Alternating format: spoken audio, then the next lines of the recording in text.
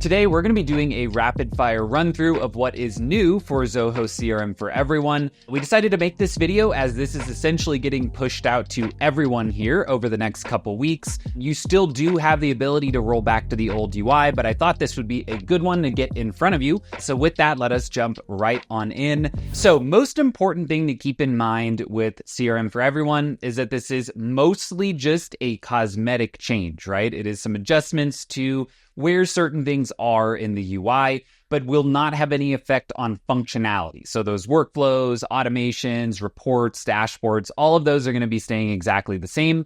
You'll just find that some things show up in different places. So first off, one of the most important ones that you'll notice here is that the new UI has your list of modules over here on the left. They've also kind of broken out the modules into two sections. So one would be like your home, your reports, and your analytics. These are kind of like your dashboard style data. Your reports, of course, are like your rows and columns. And then the actual data modules, right? Your accounts, contacts, deals, etc., are going to be in this section down below. While we're on that topic, you'll notice that I'm kind of expanding and contracting these little menus, these submenus here. This is another new thing inside of CRM for everyone, which are called team spaces. So, if you were using tab groups in the old UI, this is a pretty similar type of functionality where you can essentially create different groupings of your modules. And within those, you can actually set them up inside of folders, right? So here, if I go into this like sales team space, I can edit it from here. And I can see essentially that I've added some folders to this. And let's say I want to add just like an other or something like that. I can add another folder, and then I can add any modules that I need to add to that. So here, let's say I wanted cases and solutions to go into a setup here. Then I can just click and drag them right into my new other folder, which maybe I'll rename something like support. That'd probably make more sense. And then once that saves, I've now made that change to my UI. And while I'm in here, of course, this is where you'll go to set up who should have access to any of these particular team spaces. So here I have it set up to go to a handful of roles as well as the administrator profile. So I'll click save there. If you need to add any new team spaces altogether, these little three dots are going to allow you to do so. So I can come in, I can actually create a new folder on the fly from here. I can associate additional modules from here, right? So once I've kind of have my team space set up, I can do a lot of things under this three dots. But if I want to create a new one altogether, then I'll just click plus. Let's say I want to add one for my support team, and I'll drop in, a handful of modules here. Click save. Of course, add these to your folders. I'm not going to spend too much time here, but of course you kind of see I'm adding folders, dropping modules into those, and then I'm assigning it out to particular users or ideally groups of users via roles, profiles, etc. Right, so I'm going to close out of this one. I don't actually need that team space. I do really recommend, as a bit of a tip here, setting up folders. It's one of the best things about the new UI is just this ability to kind of manage things in a bit more of a clean way. Now, once we jump into a particular module, there are some changes there as well. So if I go into my deals, what you'll see here is that you have some new options in terms of how custom views are going to show up, as well as how my lists of data can be visualized. So up here, you're used to having your drop-down of custom views. Let's say that I go ahead and save one. You might see over here on the left, you don't have that kind of invisible star anymore to favorite them.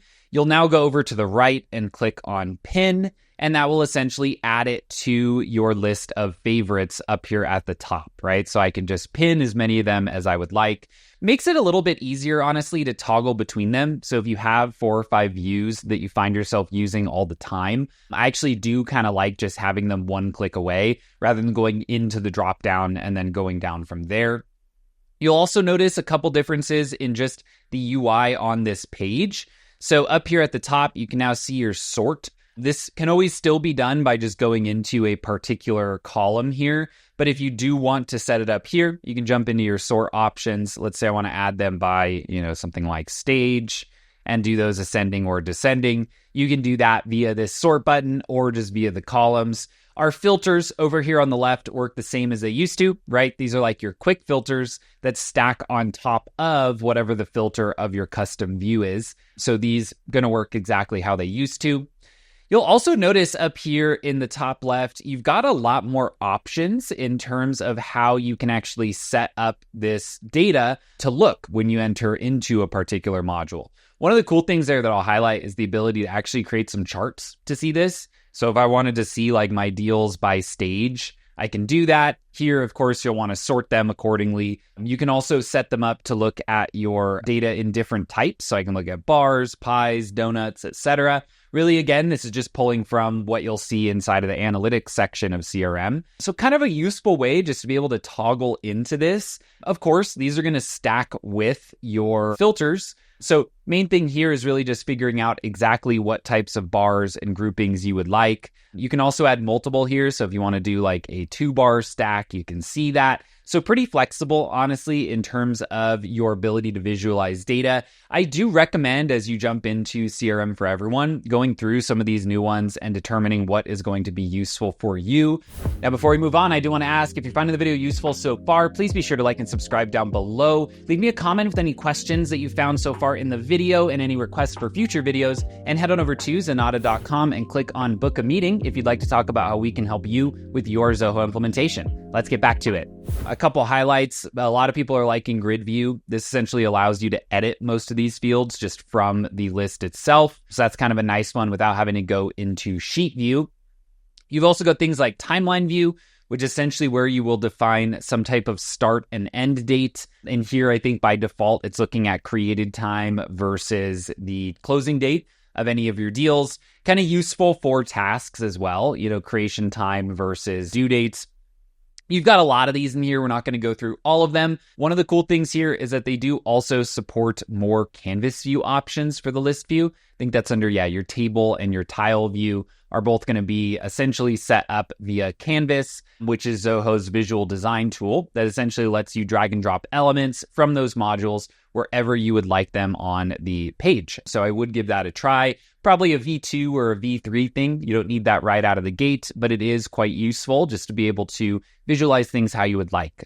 For example, we've seen some people in the real estate industry set up really nice modules of properties using the tile view. And I've actually seen them share like images of those with their clients. So kind of a nice little tool. There's one little thing that's kind of hidden in here that I do want to show. You might come into your CRM, you might have a list view that's set at showing like 20 per page like this. And back in the day, it was, you just had a way to change that right here. What you'll do now is actually go into settings in the top right, this little like slider image. And then here you can set your records per page back to 100 or whatever amount you would like. I mentioned that one because I'll be honest with you, it took me a long time to find that. I just never thought it would be under these little 3 dots. You can also set up if you want to wrap text or clip text. Kind of nice if you have like long description fields that you just want to get, first couple sentences of without having them blow out the spacing of the entire table. Now, this little 3 dots here, this is a very important thing to be aware of. A lot of these functionalities used to be kind of hidden away in the back end of the settings. Things like adding fields, adding a new layout, adding a custom button, setting up workflow rules. All of these now are going to show up under the 3 dots. Now, they are still going to be in your settings, so I can still come in, add my workflows here, add my fields under modules and fields.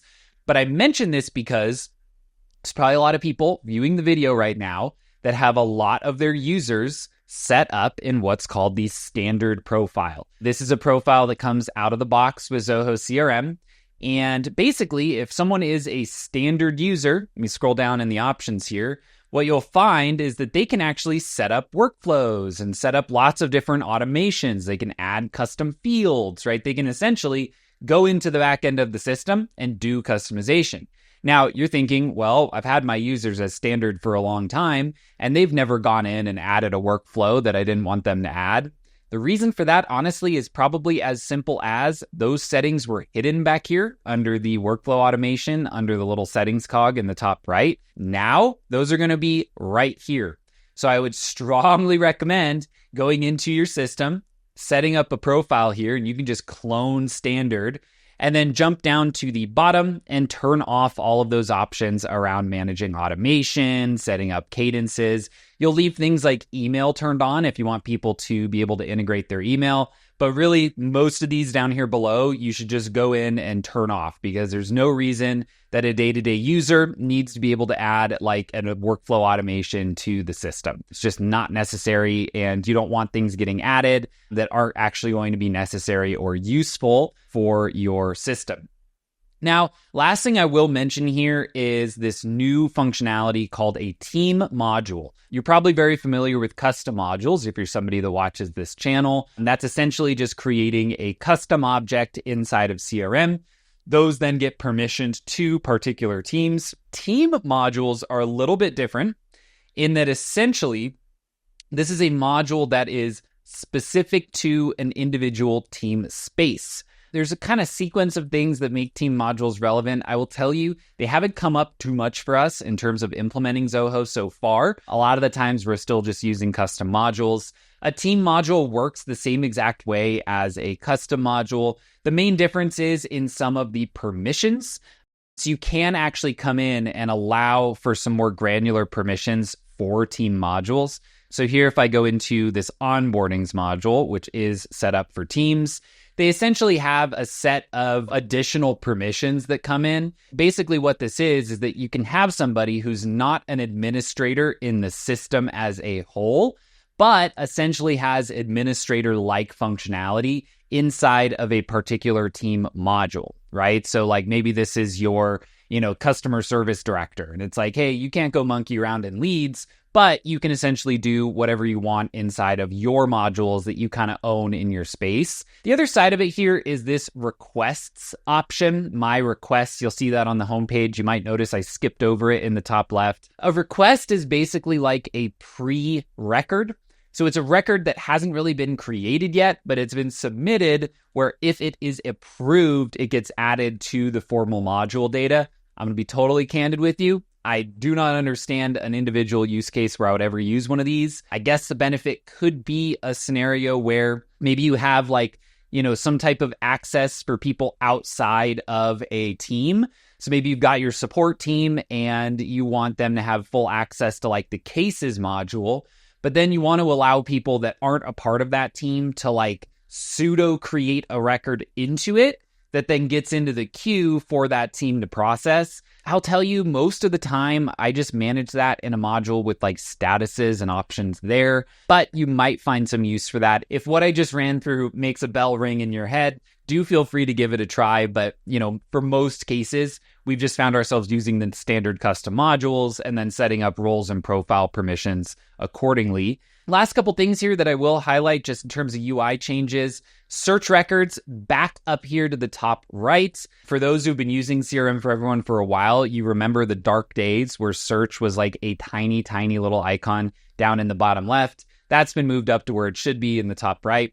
You've got your universal create here, though again, keep in mind, this is another reason you want that basic profile, is that in addition to creating a record in a module, like creating a new lead, it will also say, hey, do you want to create an entire module while you're at it? Again, most of the time, no, you don't really want to enable people just creating modules willy-nilly inside of your system. You'll also find your little Ask Zia guy here. This is the thing that will allow you to ask questions about your data, ask questions about Zoho tutorials in general, and then do these actions. I would say insights and help are pretty cool. Actions, so far, they don't really seem to go too smoothly. We'll circle back around that in a future video. But help is actually pretty cool. You could ask it something like, how I send an email template to a lead, things like that. And it will actually give you some advice and training just for your team on the fly. Again, this is a new feature, so you will expect that it's going to get better and better over time. So give it a try, but this is essentially how you do that. So it is kind of a nice tool for some of those basic training things inside of the system. Though again, just, be careful with this create action thing. Like I wouldn't have it set up a workflow that I would just turn on and let run. Be really careful about that. And then lastly, one little thing that has been moved is the marketplace. So Zoho's been a little indecisive with where the marketplace should go. For a long time, it's been a module. It's also its own URL. Then in the new CRM for Everyone, it was here in the bottom left. Nowadays, it's up here in the top right. I like it up here. I hope they keep it. This will essentially just drop you into your marketplace as you would expect, where you can see new extensions, ones that you've already installed, and any that need to be updated.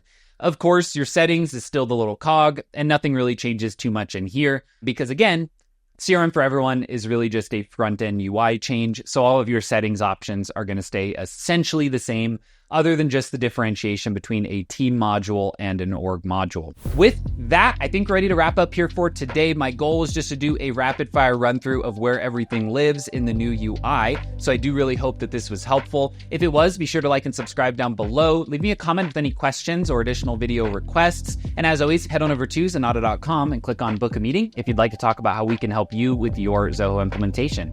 Thanks again for watching, and we'll see you next time.